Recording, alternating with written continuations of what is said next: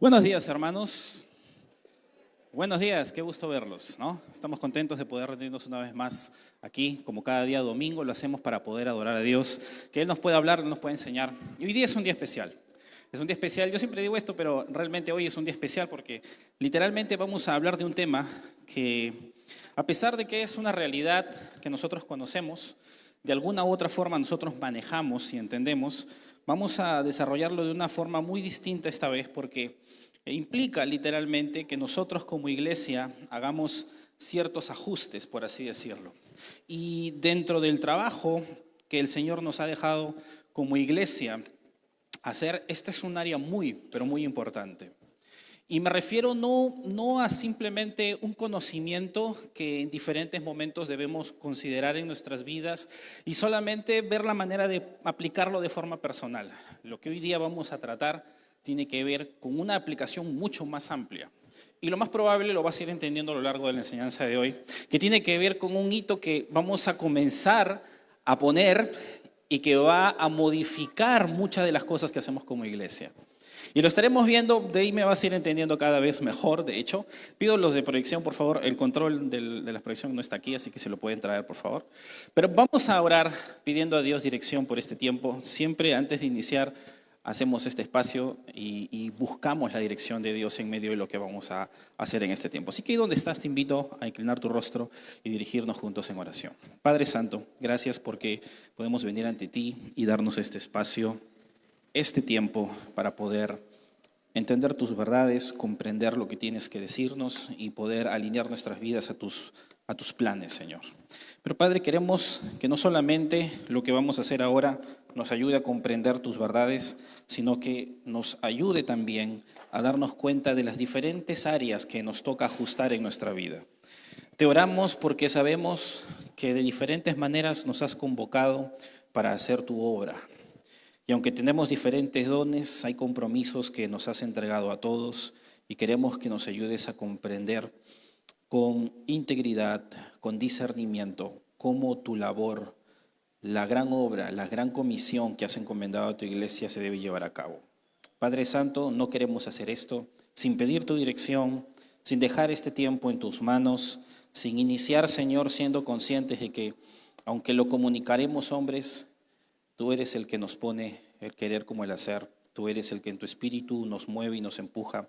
Y Padre Santo, en medio de este espacio invocamos tu nombre para que tú nos dirijas de principio a fin. No solo hoy, sino los domingos que vienen, por lo que vamos a estar aprendiendo y lo que estaremos haciendo. Te pedimos esto en el nombre de Jesús. Amén. Muy bien, hermanos. Hoy día vamos a iniciar una serie, como yo decía, y literalmente es una serie de 3 sermones, donde vamos a estar aprendiendo diferentes cosas. Algunas cosas posiblemente las entendemos, pero literalmente vamos a hacer un ajuste distinto. Esta vez es diferente y quizás esto se pueda parecer un poco como cuando hace muchos años, literalmente, cuando estábamos en el otro templo, en el otro, por así decirlo, el otro edificio, el otro local, hablamos de comunidad. La primera vez, no sé si te acuerdas, decidimos poner casas de paz, ¿no? Teníamos grupos y los llamamos así, repartimos folletos. Hoy día es especial, ¿por qué? Porque literalmente hoy día vamos a empezar una serie que va a ayudarnos a entender algo que como iglesia no solo debemos hacer, sino que vamos a hacer. Y literalmente eso va a ajustarnos en muchos sentidos. ¿Qué tiene que ver con esto? Bueno, para poder entenderlo mejor te lo quiero explicar con un hecho concreto que no nos pasó recientemente, sino ya tiene sus años. Y personalmente me sucedió a mí, junto con el equipo que trabajábamos en aquel entonces, estoy hablando de muchos años atrás, en donde muchas cosas fueron dándose sirviendo en un ministerio. Bueno, aquellos que ya me conocen a mí y a otros también líderes aquí en la iglesia, por años tuve la oportunidad de trabajar con jóvenes, es una experiencia muy bonita y quizás el lugar donde yo menos me empujé a hacerlo, de verdad, porque no fue de pronto mi iniciativa, no es que no me guste, sino que no fue mi iniciativa, pero el Señor de pronto lo acomodó así en su momento, fue a trabajar con adolescentes y en su momento cuando yo llegué a esta iglesia tuve la oportunidad de comenzar trabajando con adolescentes. Entonces una de las cosas que logramos hacer a lo largo de los años en su momento fue trabajar muy bien con un equipo por años que fue cambiando y varias generaciones se fueron dando. Por ahí del 2014 literalmente yo comencé a trabajar con ellos aquí en la iglesia y hay unas pequeñas fotos que se puedan ver ahí están, ¿no? De los que en aquel entonces estaban. Creo que los de la proyección no quieren que se vean porque algunos de ellos estaban más flacos en esa época, eran diferentes, ¿no? Algunos de esos adolescentes ahora están casados, están por ahí sirviendo, están sirviendo con otras generaciones también.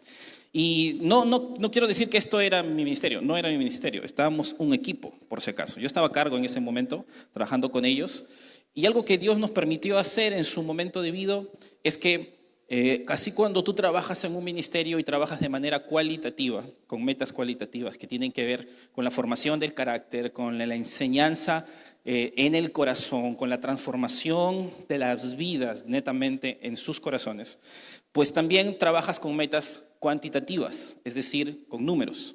Todo lo que está vivo crece, se reproduce y aumenta, ¿no? Y lo normal es que una iglesia sana crezca, avance, se desarrolle. No solamente crezcamos en espíritu, sino que también crezcamos en número, ¿no? Y eso era lo que nosotros buscábamos hacer. Y hoy quiero mostrarte, para que no me vayas a malinterpretar, el análisis que tuvimos que hacer en un momento determinado frente a las metas cuantitativas que tuvimos que hacer en aquel entonces.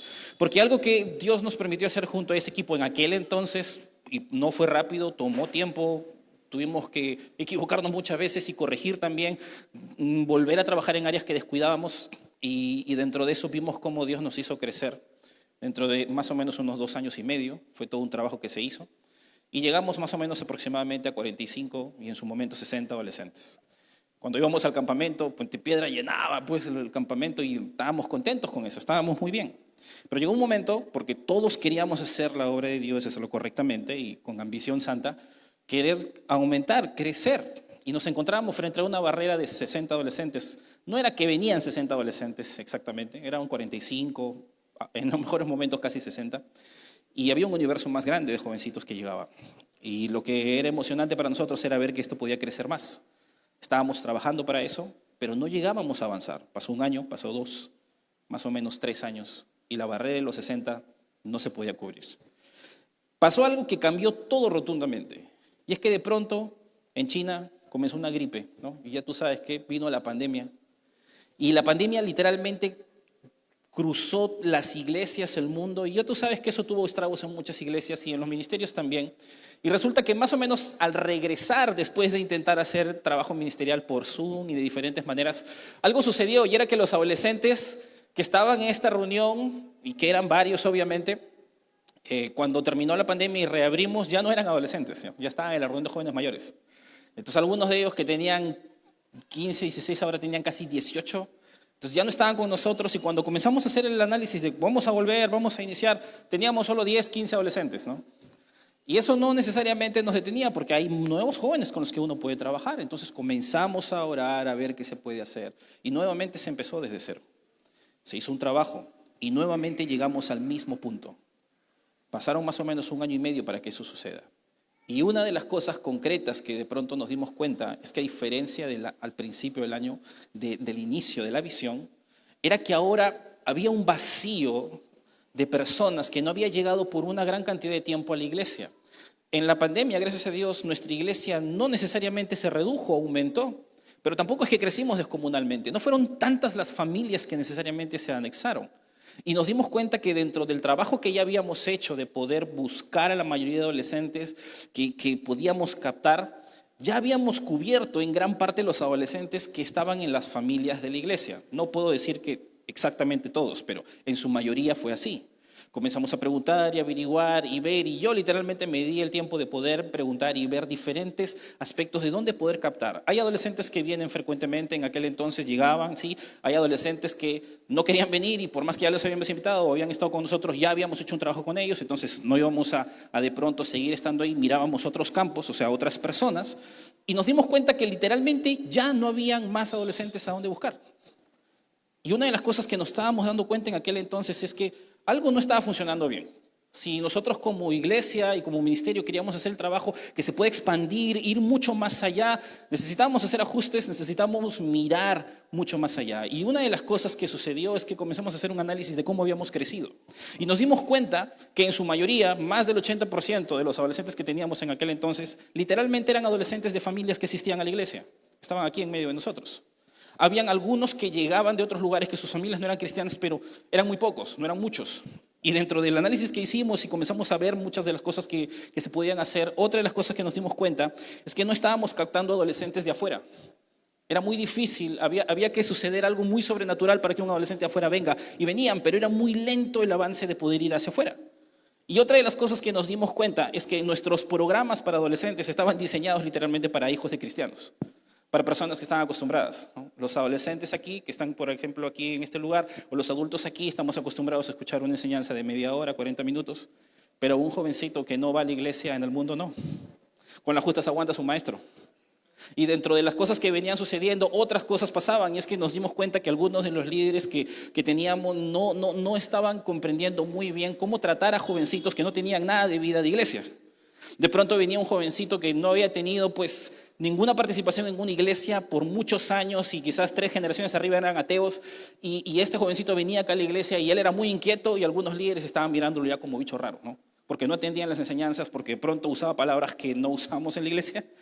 Porque un jovencito, hijo de Dios, aquí en la iglesia se cuida en su lenguaje, y si incluso tiene una vida doble, en el colegio hablaba las palabras, pero cuando está en la reunión acá se cuida, ¿no? Pero un jovencito que no tiene vida de iglesia, viene aquí a la iglesia y no necesariamente ve un crucifijo aquí para poder decir me retengo, ¿no? Se comportaba de una forma que no era y la reunión no estaba lista para eso.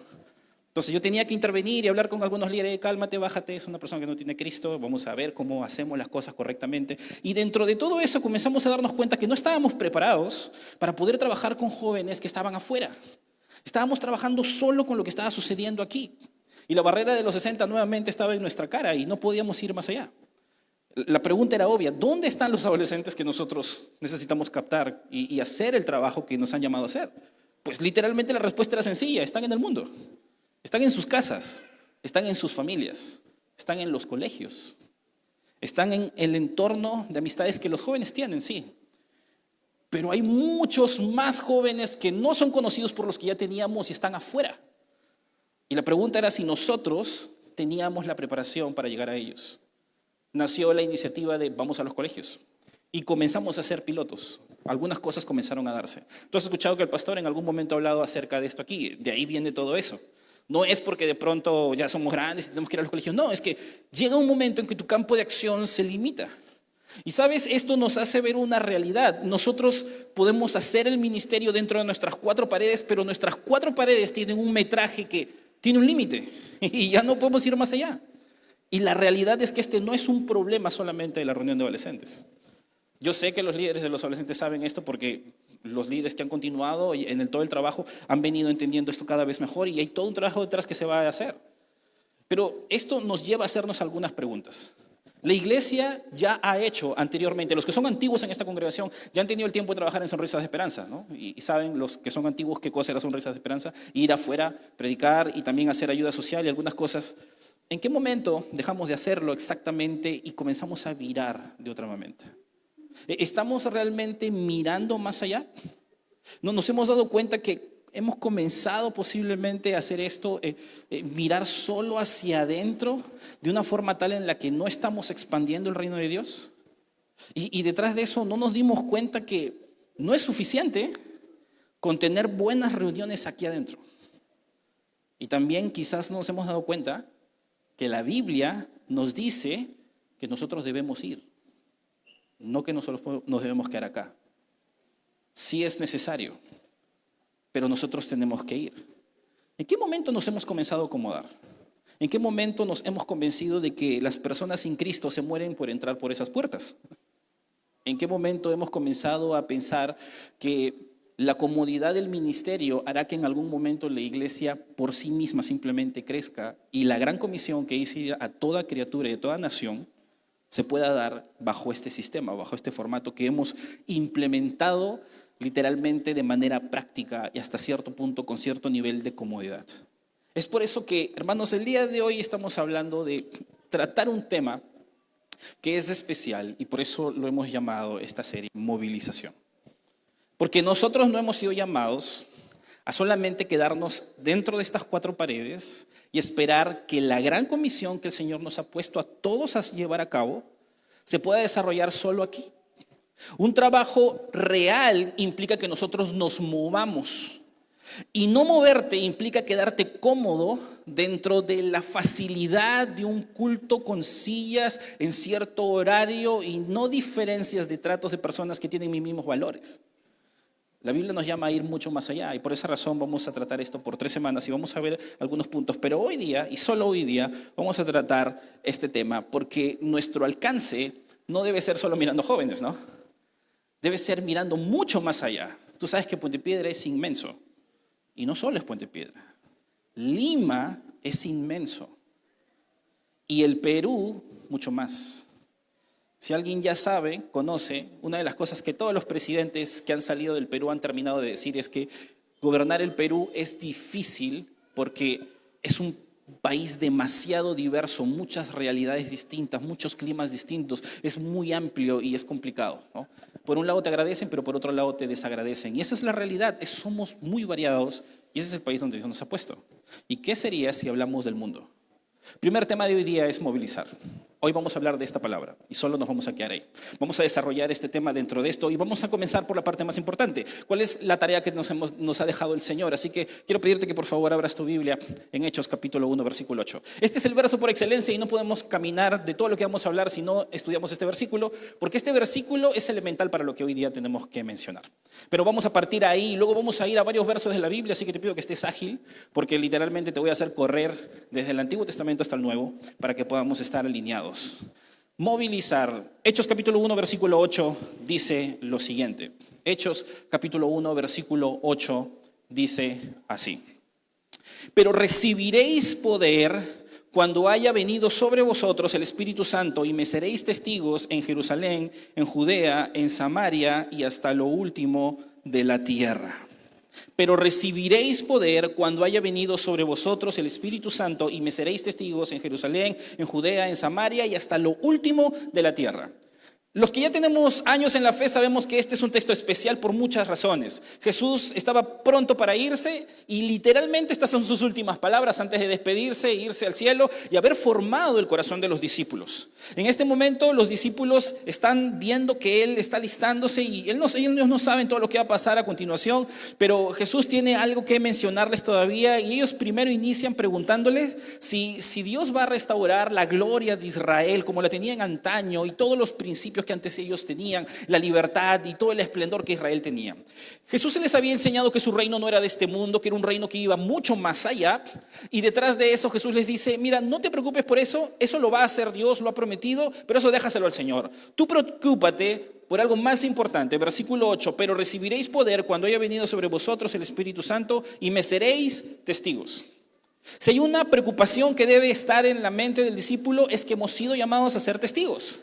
Y literalmente el texto que está aquí nos muestra diferentes características para que entendamos esto y no tengamos duda de que tú y yo somos responsables de eso. Que no solamente son los pastores, que no solo son los misioneros, que no solamente son los líderes de los matrimonios o los líderes de las damas o los líderes de los grupos pequeños o los líderes de los niños. Todos los cristianos. El texto comienza diciendo, pero recibiréis poder cuando haya venido sobre vosotros el Espíritu Santo.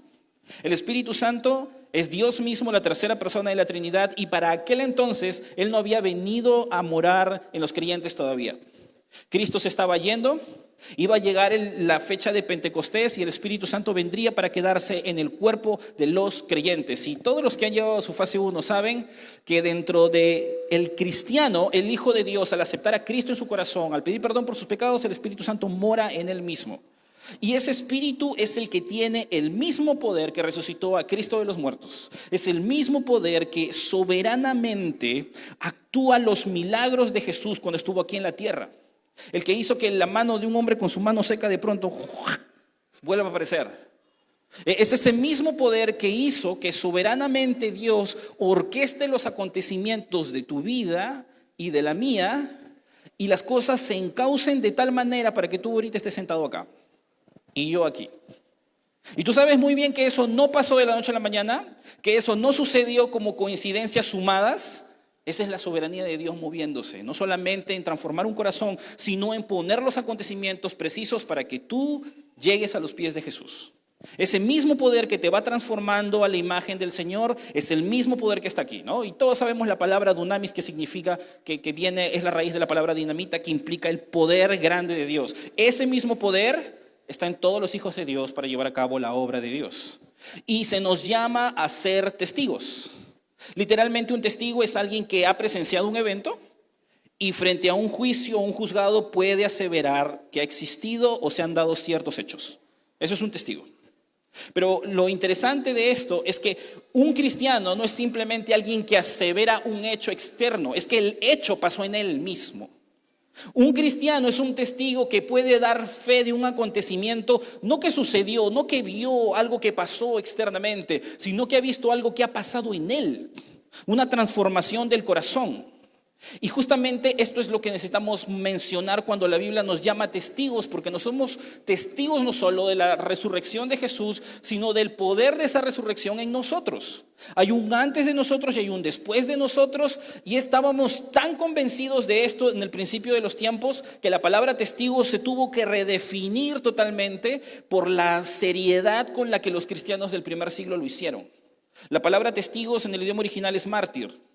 Y literalmente mártir en nuestros tiempos significa persona dispuesta a morir por una convicción, causa o religión. Una persona dispuesta a morir por una causa, por una religión o por una convicción.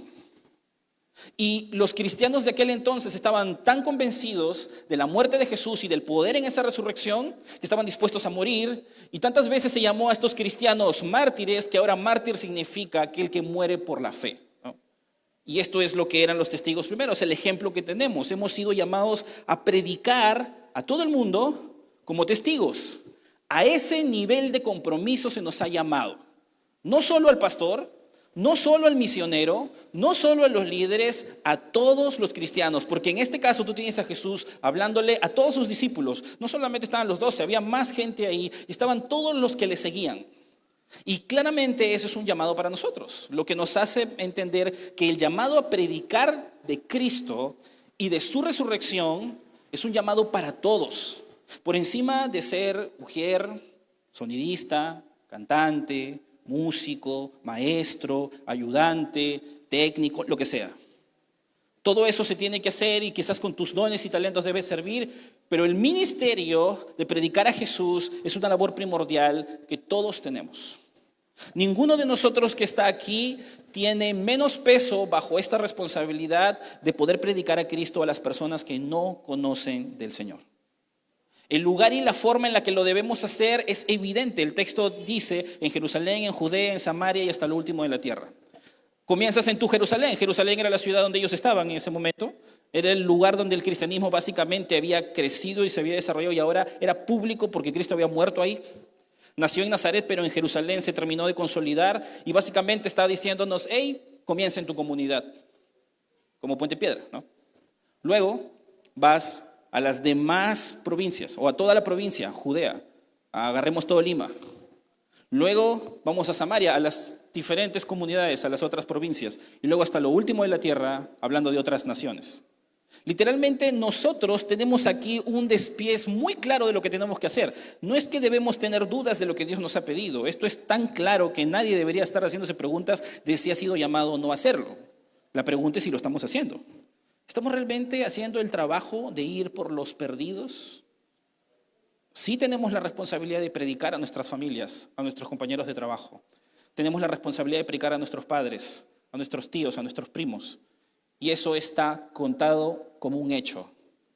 Pero también tienes la responsabilidad de ir a aquel que tú no conoces, al que llamaríamos tu prójimo, quizás un conocido o un desconocido, y presentarles a Jesús.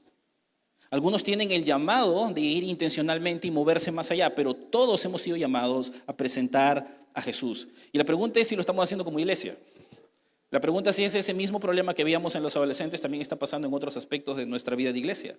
Y la pregunta es sencilla, esto es lo que está pasando. Seriamente, todavía no llegamos a ese punto. Y es que esto va un poco más allá de nosotros. Existe una gran realidad y es que tú y yo tenemos la tarea y no podemos obviarla, pero existe una tendencia natural. Y aquí quiero hablarte de algo que posiblemente puede pasar desapercibido. Quiero que busques por favor en tu Biblia, no lo voy a poner aquí, Mateo capítulo 5, versículo 14 al 16. Mateo capítulo 5, versículo 14 al 16.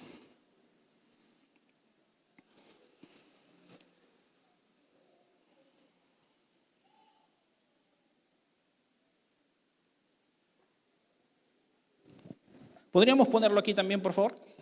Los de la proyección pueden ayudarme con eso. Mateo capítulo 5, versículo 14 al 16.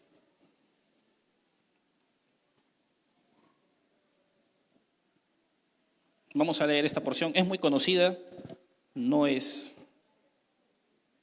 difícil de entender. Listo, dice así. Vamos a leerlo. Vosotros sois la luz del mundo. Una ciudad asentada sobre un monte no se puede esconder. Ni se enciende una luz y se pone debajo de un almud, sino sobre el candelero y alumbra a todos los que están en casa. Así alumbre vuestra luz delante de los hombres, para que vean vuestras buenas obras y glorifiquen a vuestro Padre que está en los cielos. Todos hemos leído ese texto. En algún momento nos hemos sentado a hablar de que somos la luz del mundo. Y definitivamente esta es una realidad. Ninguno de nosotros tiene dudas, y sobre todo ya tienes tiempo en la iglesia, de que nosotros hemos sido llamados a que haya una transformación en nosotros y vivir una vida que sea como un luminar, que los demás puedan ver nuestras buenas obras. Pero tú puedes brillar en privado, tú puedes brillar escondido, o puedes brillar a la sombra o a la luz o el rostro de las personas que no tienen esa luz. Este texto es muy claro para mostrarnos las dos esferas que todo cristiano necesita entender. Debe haber una transformación interior, pero debe haber una exposición de esa transformación hacia afuera. Todo buen pastor preparado sabe que una iglesia o un ministerio en general que alcanza personas tiene un doble movimiento. Los que estudian el libre crecimiento analizan esto de estas dos maneras. Un movimiento centrípeto, en donde todo va hacia el centro, y un movimiento centrífugo, en donde las cosas van hacia afuera. Cuando hablamos de un movimiento centrípeto, estamos hablando como cuando tú pones tu caño, pones un tapón, lo llenas de agua y luego sacas el tapón y todo el agua comienza a girar en torno al hoyo y se va hacia el centro, ¿no? Todo gira hacia adentro. Un movimiento centrífugo es un movimiento a la inversa, como cuando metes tu ropa en la lavadora y va a secar y la centrífuga comienza a dar vueltas y cuando termina la ropa está pegada alrededor porque todo se ha ido hacia afuera.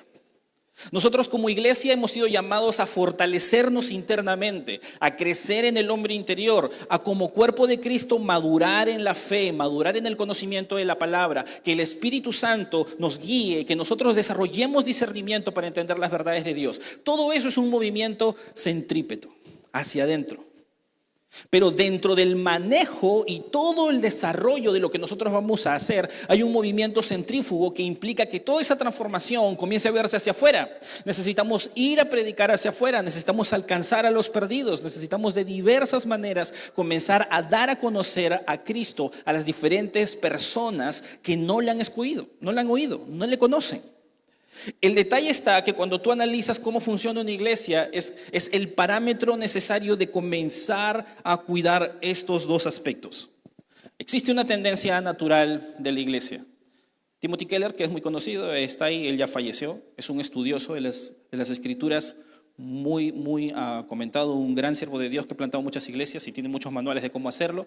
Y no solamente él, muchos otros han estudiado la dinámica de crecimiento de una iglesia.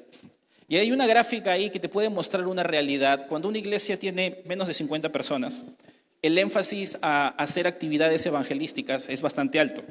Todos los que hemos estado en una iglesia que recién están haciendo y que estamos comenzando a buscar que crezca, estamos haciendo evangelismo, se sale a las calles, se predica a las personas, se visita, se hacen diferentes actividades, se hacen reuniones, hasta comida se regala, hermano. Se hacen un montón de cosas con la intención de poder captar corazones.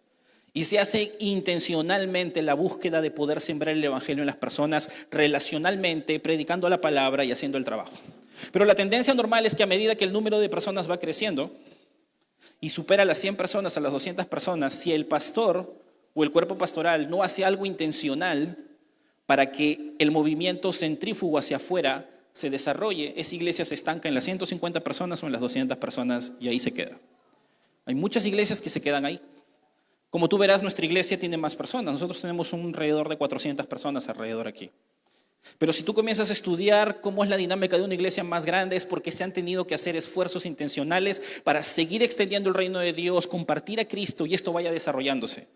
Ahorita no lo tengo en gráfica, me hubiese gustado traerlo, pero ya el tiempo no me dio. Pero una de las cosas que cambian las dinámicas de las iglesias mientras que van avanzando es que lo primero que sucede es que el que se pone la camiseta, el que se esfuerza, es el misionero o el pastor que planta la iglesia. Esa persona es la que se mueve y si va con 2 o 3 son los que arrasan y literalmente hacen todo el movimiento evangelizador. Mientras que otros están aprendiendo en la fe y están siendo fortalecidos, ellos son los que salen, se mueven, se sliquean y hacen el trabajo. Pero a medida que va avanzando el tiempo, si la iglesia quiere crecer, ya no solamente es él, sino su equipo de pastores que está debajo. Son los mismos que tienen que entrar en el mismo entorno y hacer el trabajo. Cuando ellos se ponen la camiseta, la iglesia puede llegar a las 200 personas o posiblemente hasta superarlo un poco más. Pero cuando tú llegas a las 400 personas como nosotros, ya no solamente puedes esperar que el pastor y los líderes que están arriba y los que dirigen debajo se sumen a esto, ya es necesario que la iglesia en general entienda que el trabajo para alcanzar hacia afuera ya no lo pueden hacer 10 ni 15 personas. Necesitamos que la congregación vaya por ahí. Todas las iglesias que superan las 400 personas han tenido intencionalmente que desarrollar dentro de su vida de iglesia mecanismos diversos para poder alcanzar a los perdidos. Mucho más allá de lo que solamente es decirlo, como lo estoy diciendo ahora. Decirlo es fácil, pero hacerlo es otra cosa. Y es por esa razón que yo te digo, hermano, esto no estoy diciendo porque es mi opinión, esto no lo estoy diciendo porque se me ocurrió, esto ya está escrito, esto ya ha pasado en otros lugares, esta es la realidad donde estamos. Si nosotros queremos que Dios nos siga usando, nos siga permitiendo ver su obrar, nosotros no podemos seguir actuando de la misma forma. Ya hace buen tiempo estamos con los mismos números en la asistencia y eso no significa que las cosas van mal, es que nos toca prepararnos para llegar ahí. Hicimos pininos hace unos años, hablamos de esto por bastante tiempo, pero la realidad es que a veces no hemos logrado entender todo lo que implica llegar hasta ahí. Literalmente hay cambios que se tienen que hacer a nivel estructural, son muchas las cosas que se deben hacer, eso déjaselo a los pastores definitivamente, pero hay una cosa que todos debemos hacer, es entender que somos responsables.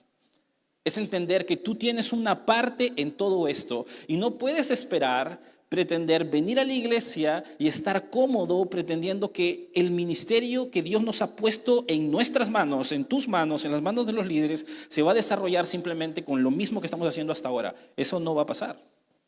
Otro de los estudiosos de las Escrituras se llama Will McRaney. Él desarrolla bastante el evangelismo personal y tiene bastantes estudios acerca de esto. De hecho, él tiene contabilidades más precisas. Él dice unas cosas bien interesantes. Yo lo he traído aquí porque creo que es muy responsable que nosotros entendamos esto. Y que si de alguna forma esto nos afecta, lo saquemos de nuestra cabeza. La iglesia existe para el deleite de Dios y su gloria. No existe para el placer y la comodidad de sus miembros y asistentes. El evangelio no debe darse solo a los seguidores de Cristo, sino a través de ellos y a cada persona creada por Dios en el mundo, en las diversas subculturas y tribus en las que vive. Que es cierto. Así es. La iglesia no ha sido hecha para que los domingos tú tengas algo que hacer, ¿no? Ni los sábados. De hecho, las reuniones de jóvenes en su principio, en su inicio, se hicieron porque en aquella época, hace muchos años atrás, en el siglo pasado, los jóvenes se iban a las discotecas, a las fiestas y que hagan algo los sábados, vamos a traerlos a la iglesia. Con esa mentalidad se empezó las reuniones de jóvenes. Ahora, así no se trabaja acá, ni se trabaja necesariamente ahora, pero esa no es la dinámica que nosotros tenemos. La iglesia no es ir al cine. La iglesia no es ir de paseo. La iglesia no es solo encontrarme con mis hermanos y tener amigos. No, la iglesia es la necesidad nuestra sobre el reino de Dios que nos ha puesto como encargo a nosotros. Y cuando nosotros vamos a la Escritura tenemos que comprender que hacer esto de manera intencional no es simplemente decirlo, hay que plantearlo y comenzar a construir los pasos necesarios para que eso se haga. Y eso implica que primero nosotros reconozcamos que es muy probable que nosotros estemos cerrados, nos hayamos acostumbrado a estar cómodos dentro de la vida de iglesia que tenemos. Porque cuando tú analizas algunas cosas que suceden en la iglesia, te das cuenta que nosotros ya tenemos ciertos síntomas de que eso ha pasado. Cuando tú conversas con los encargados de las iglesias hijas que tenemos aquí en la iglesia y les preguntas ¿cómo haces para contactar nuevos siervos que vayan contigo a otro lugar? ¿Tú sabes lo difícil que para ellos es decirle a una persona que renuncia a la comodidad de venir aquí todos los domingos nada más? Decirle que sus hijos posiblemente van a estar en una escuela dominical que no necesariamente van a tener las mismas comodidades de aquí. Decirle que para llegar a la iglesia ya no tiene que solamente venir con moto, sino ahora tiene que tomar un carro media hora. decirle que detrás de eso va a tener que quedarse más tiempo del que es servir, porque para que se pueda fundar la iglesia hay que relacionarnos con las personas. Hay un precio que pagar. Y literalmente no es fácil, no muchos están dispuestos. Hay gente que va, definitivamente. Y hay todo un trabajo detrás, pero no es sencillo. Los ministerios de adolescentes, jóvenes, matrimonios, damas, varones, tienen un tope. No van a llegar a cubrir necesariamente el tamaño de la envergadura que tenemos que cubrir. Y lo más interesante de esto, que nosotros tenemos capacidad para más y podemos ir más allá, a menos que nos acomodemos en eso. Nuestra iglesia tiene un crecimiento orgánico, normal, por medio de relaciones, y así hemos crecido hasta donde estamos, y estamos muy bien. Hemos hecho evangelismos y hemos hecho algunas cosas durante mucho tiempo, pero tenemos ahora el peso de ir más allá porque la Biblia nos manda a ir. ¿Qué dice Romanos capítulo 10, versículo 12? Por favor, busquen tu Biblia. Romanos capítulo 10, versículo 12 en adelante, para que no vayas a pensar que esto tiene que ver solo con pastores, pero mira lo que dice aquí, Romanos 10, versículo 12 en adelante, dice lo siguiente. Romanos 10, 12, dice así. Porque no hay diferencia entre judío y griego, pues el mismo que es Señor de todos es rico para con todos los que le invocan. Porque todo aquel que invocare el nombre del Señor será salvo. ¿Cómo pues invocarán a aquel en el cual no han creído? ¿Y cómo creerán en aquel de quien no han oído? ¿Y cómo oirán sin haber quien les predique? ¿Y cómo predicarán si no fueren enviados? Como está escrito, cuán hermosos son los pies de los que anuncian la paz, de los que anuncian buenas nuevas. Este texto lo dice de manera tan clara. Para que una persona acepte a Cristo en su corazón, tiene que invocar a Cristo. Tiene que entender quién es Jesús y tiene que pedirle a Cristo perdón por sus pecados y aceptarlo como su Señor y Salvador. Pero para que una persona entienda y diga eso con sus labios, para que comprenda el peso de su pecado, es todo un proceso. Eso no sucede porque solamente salimos y damos un folleto o porque tienes una cita personal y conversas con alguien. No solo porque alguien escucha una prédica, de pronto llega esa convicción. Es todo un proceso de muchos eventos en la vida de una persona. Si no, solamente piensa en tu conversión. ¿Tú te convertiste porque no sabías nada de la iglesia, nada de la Biblia y alguien vino y te predicó y ya aceptaste a Cristo?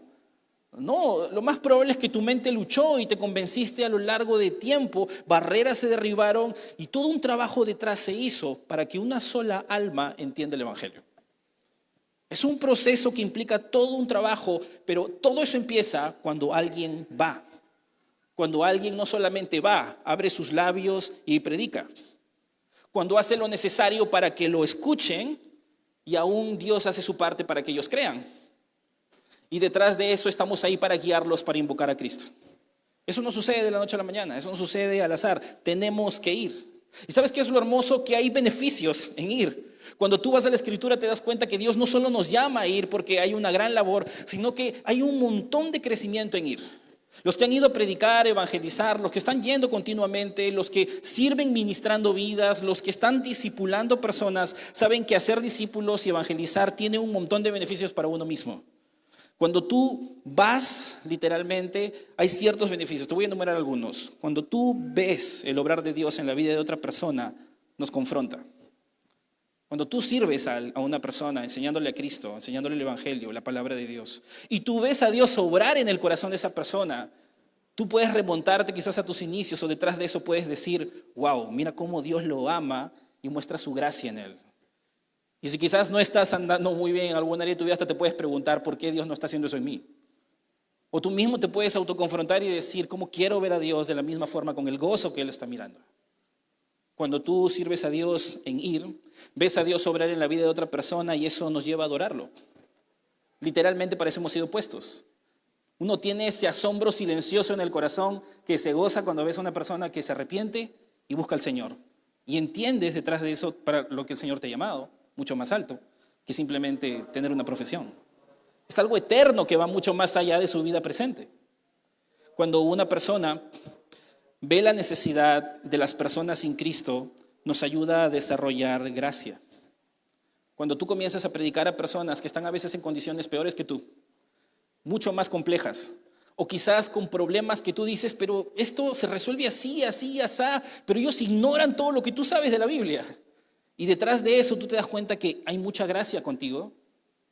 Y hay poca gracia quizás que haya llegado a él y ahora esta gracia está llegando a él por medio de ti o por medio de otra persona.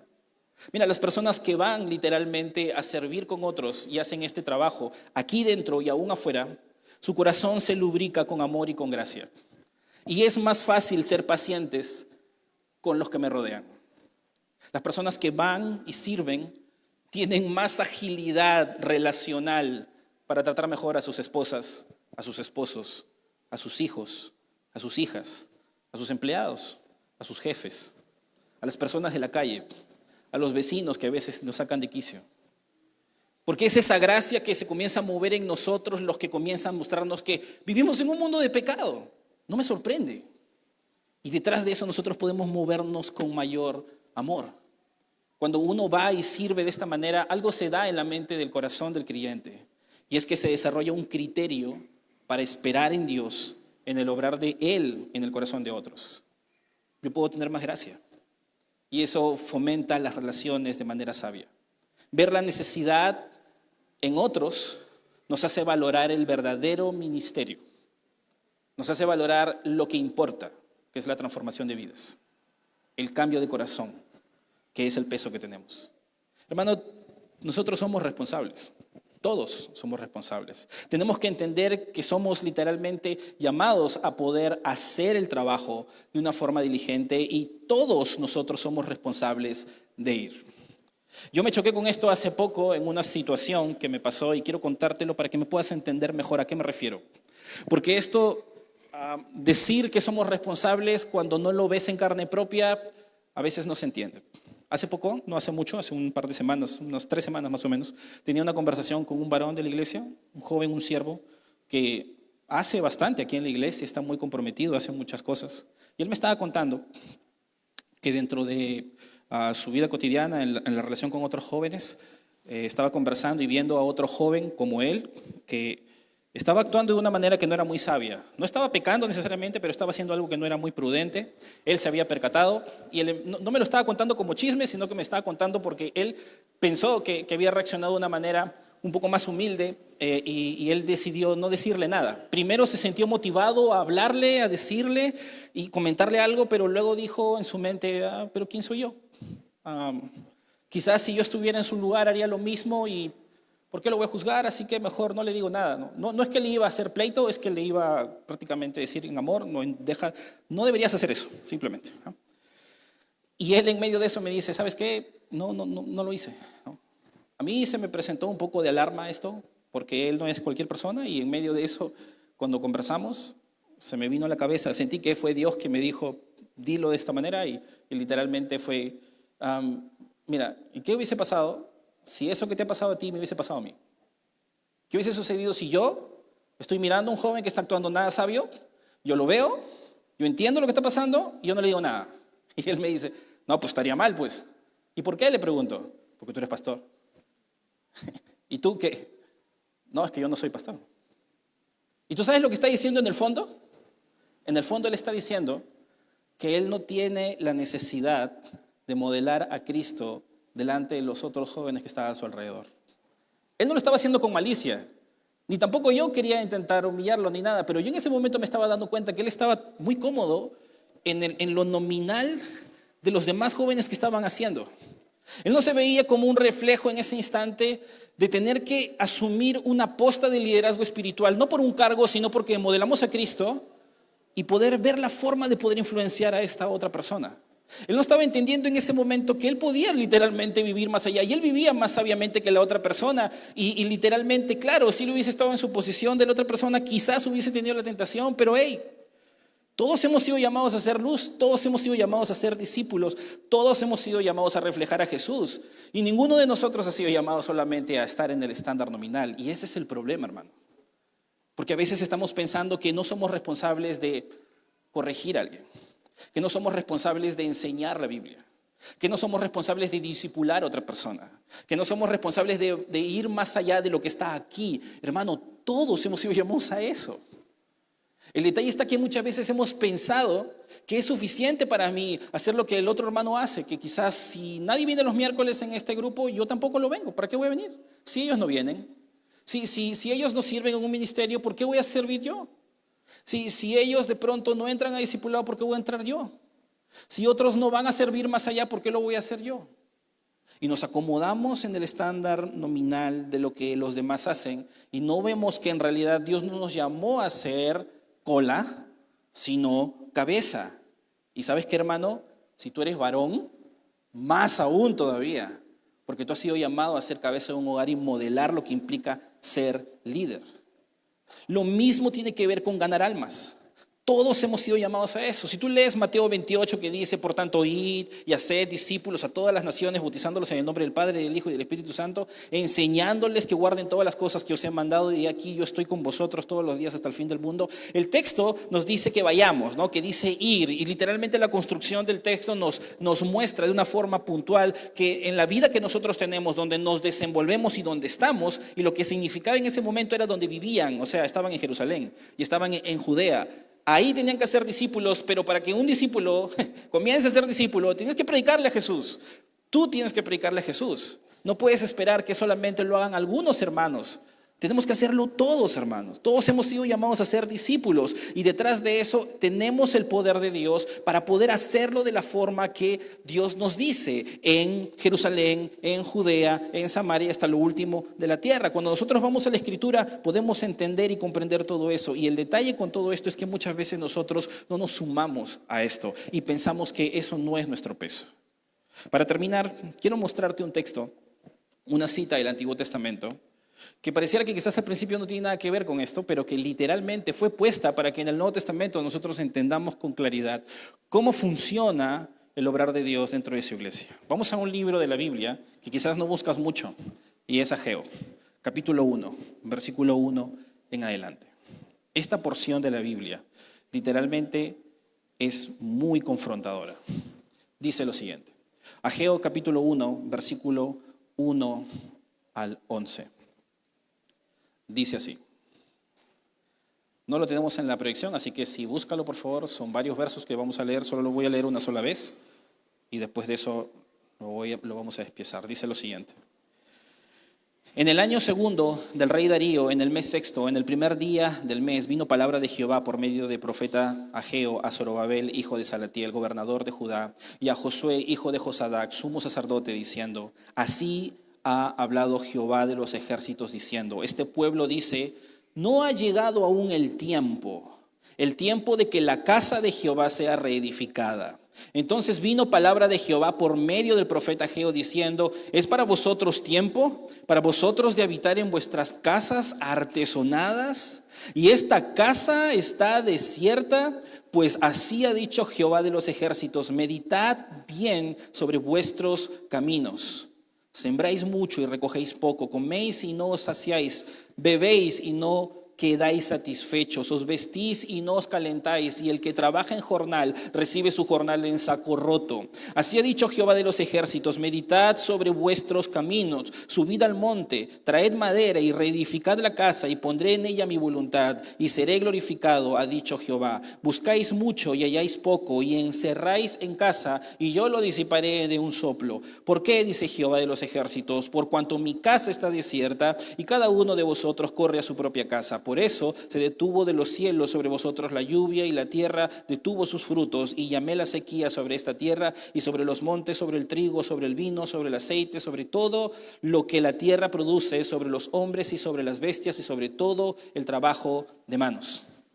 Este momento en la vida de Israel es bastante duro. Y literalmente es un momento de la historia de Israel bien especial, porque es un momento en donde Israel ha regresado del cautiverio, de una disciplina literalmente, y ellos regresan para restaurar la adoración a Dios. El libro de Nehemías, de Ageo, de Esdras y de Zacarías trata básicamente de todo este proceso, de cómo un pueblo vuelve a restaurar la adoración a Dios. Y este texto comienza porque ellos llegan y luego comienzan a reedificar el templo, y como hay oposición, esa oposición hace que ellos se detengan, tienen temor, y por 16 años paran la construcción del templo.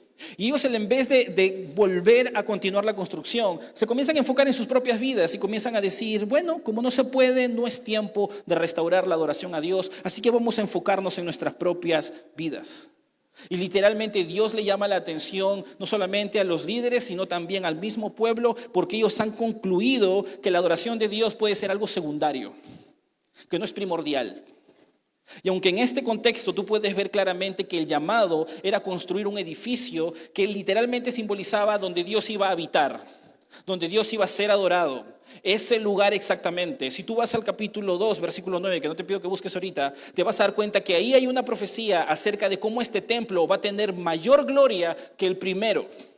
Y no se dice lo mismo del tercero, porque ahora no hay templo. ¿Y sabes por qué dice eso? Porque se refería no solamente a este mismo templo que iba a ser construido, sino que este templo es un tipo claro de lo que es la iglesia en el Nuevo Testamento.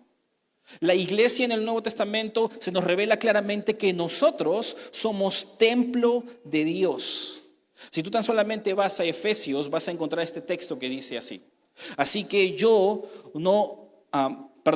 ya no sois extranjeros ni advenedizos, sino conciudadanos de los santos y miembros de la familia de Dios, edificados sobre el fundamento de los apóstoles y profetas, siendo la principal piedra del ángulo Jesucristo mismo, en quien todo el edificio bien coordinado va creciendo para ser un templo santo en el Señor, en quien vosotros también sois juntamente edificados para morada de Dios en el Espíritu.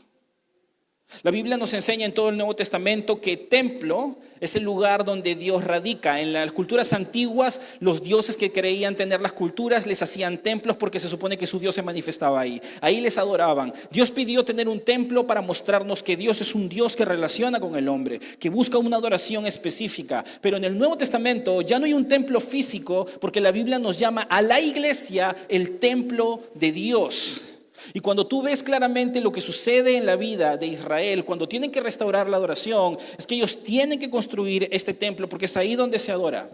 Cuando tú lees toda la carta de Efesios, te vas a dar cuenta que es la carta de la iglesia de Dios, en donde se nos enseña que Dios ha levantado hombres con dones específicos para que este templo sea construido, para que este cuerpo, en otra parte se dice que Cristo es la cabeza y los miembros, los hijos de Dios, vayan siendo construidos mutuamente, se vayan agregando cada vez más y cada uno de ellos creciendo en amor mutuamente a la imagen de Jesús. Porque cuando vamos a la Escritura vamos a poder encontrar esta misma realidad. Todos nosotros somos parte del pueblo de Dios. Y todos nosotros hemos sido llamados a contribuir al crecimiento de este pueblo. Ninguno de nosotros puede obviar esa responsabilidad. Y es muy claro, esto suena un poco amedrentador cuando uno lee el texto así y lo entiende para el Nuevo Testamento. Dios no necesariamente nos lo está diciendo de esa forma y hay que entenderlo claramente. Pero aquí hay una realidad muy clara. Hermano, que no pase que nosotros comencemos a acomodar nuestras vidas pensando que literalmente somos ciudadanos de este reino. Ni tú ni yo lo somos. Somos ciudadanos de un reino que va más alto, que va a trascender a lo físico, que va a llegar a lo eterno. Hay coyunturas, hay momentos en donde ciertas cosas van a pasar. Hay madres que van a gestar. Hay un momento en el que uno puede estar enfermo y se tiene que recuperar. Pero planificar una vida donde yo estoy desconectado de lo que Dios está haciendo en esta tierra, eso es rebeldía. Y es probable que algunas de las cosas que este texto nos puede mostrar, como le pasó a Israel, Dios también pueda permitir en nosotros. Dios no nos deja eso porque en algún momento quiere que construyamos un local. Dios no nos deja este texto para que nosotros podamos entender que hay un lugar físico que Él necesita. Él nos deja esto para que entendamos que hay todo un reino donde Él es adorado. Porque este lugar no lo adora. Nosotros somos los que le adoramos en espíritu y en verdad. Y todos hemos sido llamados a poder estar ahí. Literalmente, hermano, cuando tú analizas la Escritura, tienes que comprender y entender que Dios no ha esperado nada menos de nosotros. Dios no ha venido simplemente a transformar nuestras vidas, a hacer un aspecto de nosotros mejor y luego dejarnos. Él ha venido como Señor y Salvador. Y como Señor, eso implica no solamente reconocer la deuda que tenemos con Él, sino entregar nuestras vidas bajo su servicio. Y cuando nosotros entendemos esto, tenemos que comprender que de manera corporativa, como iglesia, debemos hacer ese trabajo. Hay muchas cosas que podemos hacer. Esto va desde salir a predicar a nuestros vecinos aquí, hasta poder plantar iglesias. Hay una realidad que va mucho más allá de nosotros, hermano, y que nosotros no podemos luchar. ¿Hasta cuándo, por ejemplo, los hermanos que vienen de San Juan del Lurigancho o del Lurín, o quizás más lejos, van a seguir llegando hasta aquí? Yo sé que en este momento están arreglando las carreteras, ¿no? Hay cosas que se están haciendo, pero eso no va a solucionar el 100% del tráfico que tenemos. ¿Y vamos a pretender que esta iglesia pueda retener a todo Lima? No creo. ¿Y si nosotros abrimos otras iglesias? ¿Y si algunos de nosotros decidimos en el Señor orar para que Dios nos permita plantar en diferentes lugares? Ya lo hemos hecho en algún momento. Y la pregunta no es si deberíamos, porque claramente Dios ya nos llamó a hacerlo. La pregunta es cuándo y cómo, en qué aspecto y forma Dios nos va a permitir a nosotros todos contribuir a la extensión de su reino. Se vienen más cosas, como yo le decía al principio, no es que lo sabemos todo, es que hay muchas cosas más. Movilización implica que nos movamos. Tenemos que hacer esto. Y lo primero que vamos a hacer, por esa razón la enseñanza de hoy día no tiene que ver tanto con un plan todavía, sino tiene que ver con algo sencillo. Primero tenemos que reconocer que si vamos a hacer la obra de Dios, la vamos a hacer bien. Que si vamos a poner las manos en el arado, no vamos a poner solo una mano y la otra en nuestras cosas. Vamos a poner las dos. Que si detrás de lo que vamos a hacer vamos a permitir que Dios nos guíe, entonces no vamos a calcular solo con nuestra billetera, ¿no? Vamos a calcular con el poder dunamis de Dios. Y si vamos a hacerlo, entonces tenemos que primero reconocer que somos responsables. No solo el pastor, no solo los líderes, todos nosotros.